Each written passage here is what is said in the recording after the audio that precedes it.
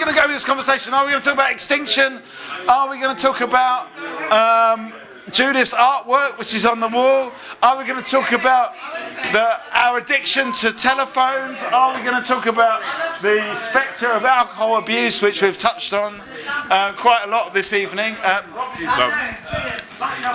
Maybe, could we hear a bit more about the artwork? What would you like to know?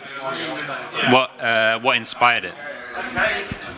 What inspired the artwork? So, what's on the walls is called Coloured People, and it's part of a larger series called Vicissitudes, which essentially chronologises my experience of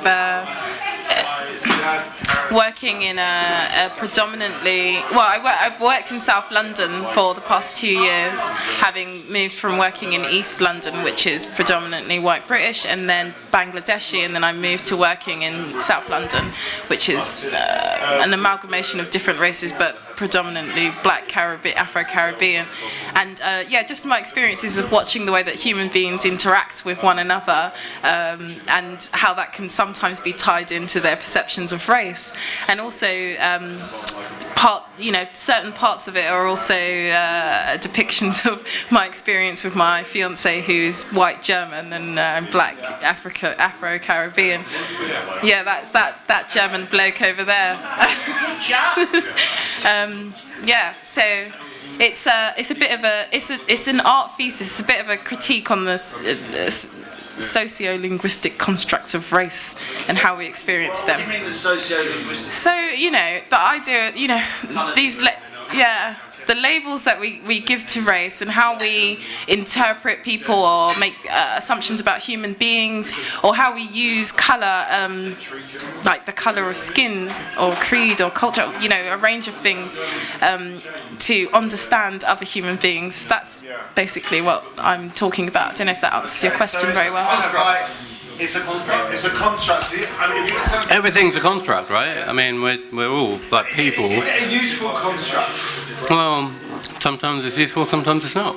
I'm mixed. I am mixed race. Like, my dad's from India, and my mom's white, and I'm from the United States. So it's like one of those things. I grew up all my life. I was very ambiguous. Like, oh, you're this or this or this or whatever. Do you think that race is a construct? Is it even something? It's not very useful. But you got to understand that the human brain evolves in spans of thousands of years, and we're very tribal. So if you're thinking about back in the terms of the most primitive senses, I'm sure that the whole color or this or whatever serves some sort of purpose. Like, oh, well, this protects me somehow, but it's totally useless now.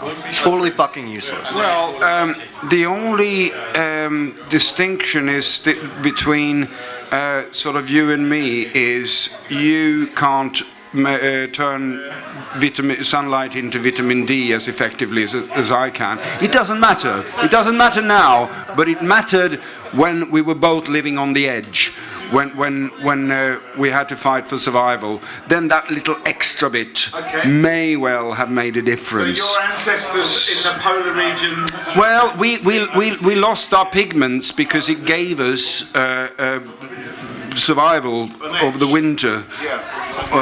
The ability to turn sunlight into vitamin D. So, and certain other kind of propensities to certain disease. There's a number of subtle, but because we're genetically such a narrow spectrum. How important is that biological difference? Doesn't matter. Not at all now. But we like to make distinctions between people. That's what we do.